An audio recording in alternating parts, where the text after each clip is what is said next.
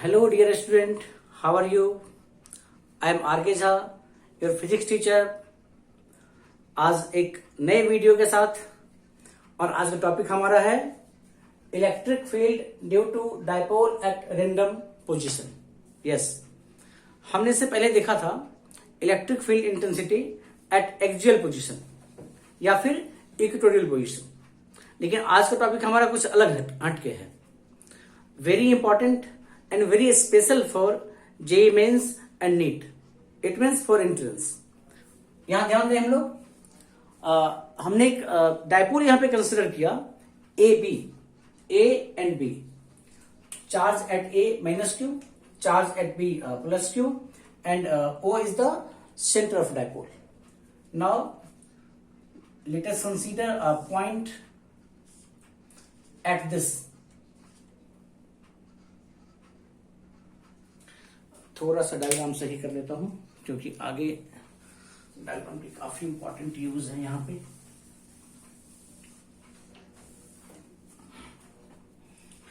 Late us consider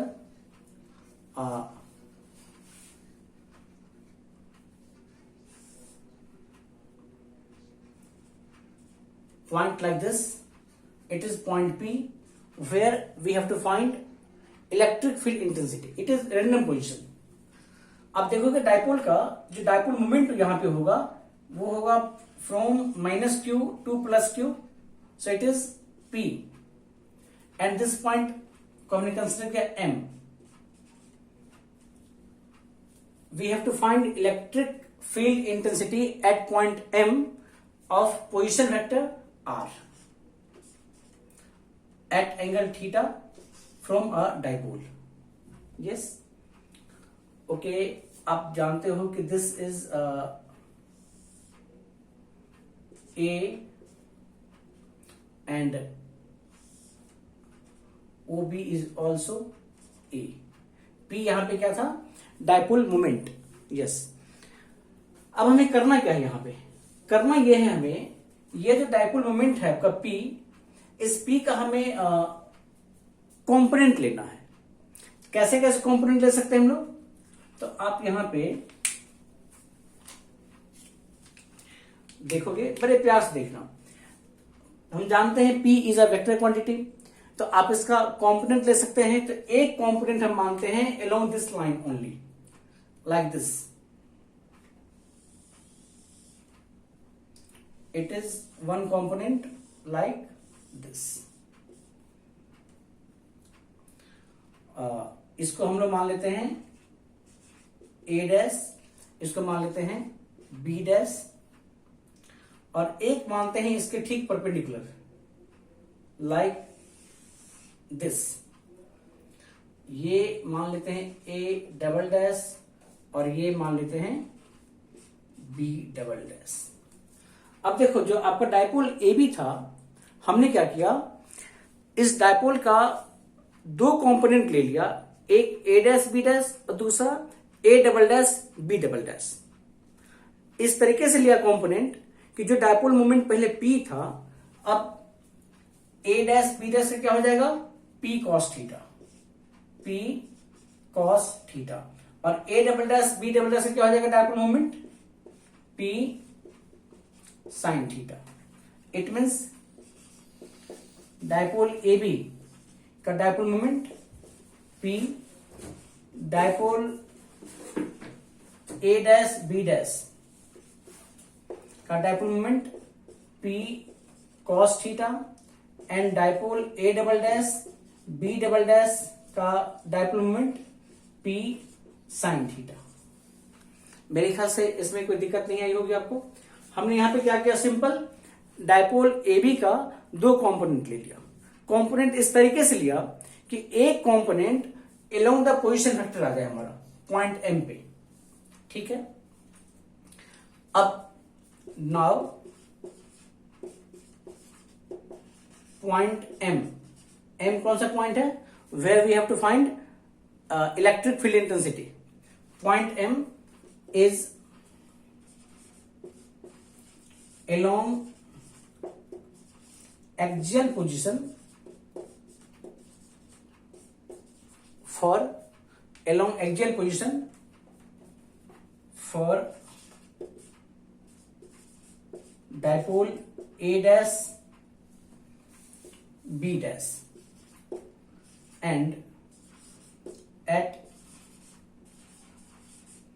equatorial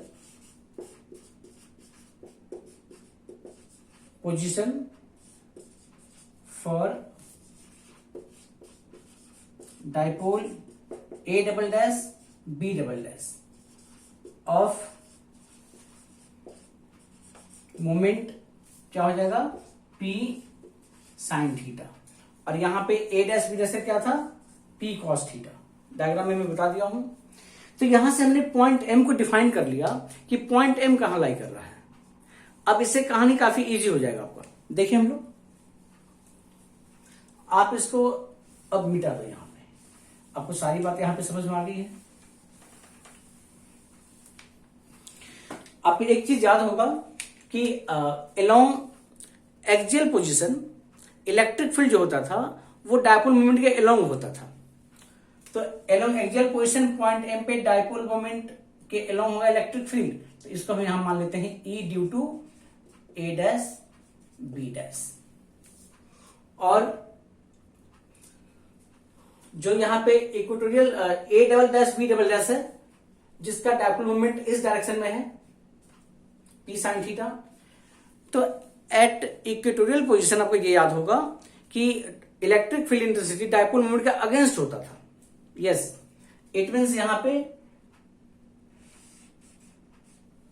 दिख रहा होगा बिल्कुल, ये हो जाएगा आपका E due to A double dash B double dash. ठीक है, अब यहां देखिए हम लोग E due to A dash B dash की जब बात करेंगे तो फॉर्मूला होता था along axial position 2kp by r cube. तो यहां पे क्या होना चाहिए, यहां पे होगा 2k और p की जगह पे यहां हम लोग लेंगे p cos थीटा। तो 2k p cos theta upon में r क्यूब। और similarly E due to A double dash B double dash क्या होना चाहिए, it must be K P sine theta upon में R क्यूब। तो यहां पे आपके पास दो फील्ड इस तरीके से हो गया, और ये दोनों फील्ड कैसे हैं, तो आपस में परपेंडिकुलर हैं। दोनों फील्ड कैसे हैं, तो आपस में परपेंडिकुलर हैं। तो इफेक्टिव फील्ड क्या होना चाहिए हमें, तो यहां पे जो E नेट क्या होना चाहिए, तो vector sum of E due to A dash B dash plus E due to A double dash B double dash. तो हम यहां पे लिख सकते हैं E नेट का जो मैग्नीट्यूड होगा उसके लिए E A dash B dash, तो यहां पे लिखोगे। अच्छा एक चीज देखें हम, हाँ ठीक है, E A dash B dash का square plus E A double dash B double dash का square plus 2 E A dash B dash E A double dash B double dash cos 90। तो cos 90 यहां पे 0 हो जाएगा, तो उस टर्म को लिखने का मतलब नहीं है। तो सिर्फ मैं इसको ऐसे लिख के यहां पे अंडर रूट कर लेता हूं। मेरे ख्याल से काफी सही रहेगा ये चीज। और एक स्टेप यहां से लिखता हूं, शायद दिख रहा होगा आप लोगों को। तो यहां देखेंगे हम लोग E नेट का जो मैग्नीट्यूड होगा यहां पे, ये क्या होना चाहिए, तो E A dash B dash का मतलब 2kp cos theta upon R cube का स्क्वायर प्लस, मुझे लगता है कि यहां पे थोड़ी दिक्कत होगी, मैं यहां लिख लेता हूं plus KP sign theta upon में, थोड़ी सी यहां पे दिक्कत हो रही है, एक मिनट, आपको विजिबिलिटी के यहां पे प्रॉब्लम हो जाएगी। तो इसको हम लोग ऐसे लिखते हैं। बोर्ड थोड़ा सा छोटा पड़ रहा है आज,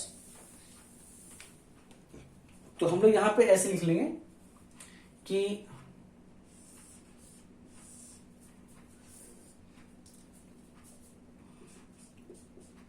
ई नेट जो होना चाहिए, it must be equal to twice of K P cos theta upon में आर क्यूब का square plus K P plus K P sine theta upon R cube का स्क्वायर। ऐसे लिख सकते हैं, बिल्कुल सही। तो यहां से क्या देखोगे आप, इसको आप देखेंगे यहां पे कि हम के पी अपॉन आर क्यूब को कॉमन ले सकते हैं, बिकॉज ये दोनों पार्ट में है। और फिर यहां पे क्या हो जाएगा, 4 cos square theta plus sine square theta and whole under root, क्योंकि हमने स्क्वायर के बाहर कर लिया तो इसका रूट के बाहर करके इसका स्क्वायर खत्म हो जाएगा। ओके, सो इक्वल क्या होना चाहिए, के पी अपॉन में आर क्यूब इंटू, अब इसको देखो आप लोग क्या लिख सकते हो, बड़े आराम से देखना। 4 कॉस स्क्वायर थीटा को हम यहां लिख सकते हैं 3 cos square theta plus cos square theta plus sine square theta, और ये जो cos square theta plus sine square theta इसको हम लोग 1 लिख सकते हैं। तो यहां पे ई इक्वल टू क्या आ जाएगा, के पी अपॉन में R cube under root 3 cos square theta plus 1, and this is your final expression for electric field intensity at any point due to a dipole. Yes, ये एक general formula हो गया, किसके लिए, एक ideal dipole के लिए। अब हम लोग चाहें यहां पे तो इस फॉर्मूले से एक्सियल की बात कर लें, हम लोग इक्वेटोरियल पोजीशन की बात कर लें, हम सब रिजल्ट यहां से ला सकते हैं। एक दूसरी चीज, ये जो ई है ये आपका E A dash B dash और E A double dash B double dash का रिजल्ट हुआ, तो इसको कैसे रिप्रेजेंट करेंगे हम लोग, तो डेफिनेटली ये इन दोनों के ऐसे होना चाहिए, और ये जो एंगल होता है यहां पर रिजल्टेंट वो अल्फा मानते हैं। क्या मानते हैं हम लोग, अल्फा। यस, एक रिजल्ट और यहां याद रखोगे, वेरी इंपॉर्टेंट रिजल्ट, कि यहां पे जो 10 अल्फा होता है, ये जो 10 अल्फा होता है ये होता है half of 10 theta.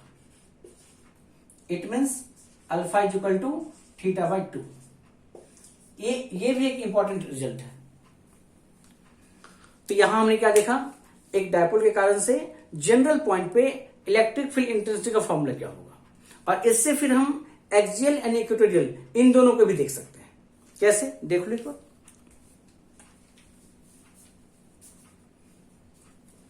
I think यहां पे कोई दिक्कत नहीं होगा, तो मैं पूरी चीज मिटा रहा हूं, और इस रिजल्ट को हम कहां यूज करेंगे, for normal ideal dipole eight axial position and equatorial position you will get same result. देखिए इसको हम लोग कैसे करते हैं।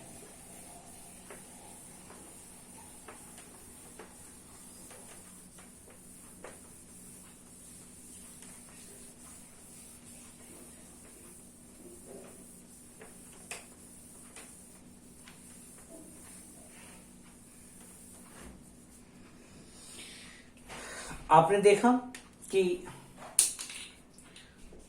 E is equal to K P upon में R cube under root 1 plus 3 cos square theta, ये हमारा है एक जनरल रिजल्ट। इसमें अगर हम बात करें स्पेशल केस के लिए, तो यहां पे first case at axial position, eight axial position में थीटा की वैल्यू क्या होती है 0 डिग्री, या फिर ये 180 डिग्री हो सकता है, 0 डिग्री या फिर 180 डिग्री। यहां पे क्या देखेंगे हम लोग, ई axial is equal to K P upon में आर क्यूब, यहां पे 1 प्लस 3 कॉस स्क्वायर थीटा। तो कॉस 0 कितना होता है 1, यहां क्या लिख सकते हैं 3 कॉस स्क्वायर 0 डिग्री, तो ये आपका आ जाएगा के पी अपॉन में R cube under root 1 plus 3, तो ये हो जाएगा आपका के 2p अपॉन में आर क्यूब। तो आप ये रिजल्ट से तो डेफिनेटली परिचित होंगे आप एक्सियल पोजीशन के लिए के 2p बाय आर क्यूब। इसी तरीके से अगर हम बात करें second case at equatorial position, eight equatorial position, तो यहां पे क्या देखोगे आप, यहां पे देखेंगे थीटा की वैल्यू कितनी होती है 90 डिग्री, और हमें पता है कि cos 90 क्या होता है 0, तो यहां से देखेंगे ई इक्वेटोरियल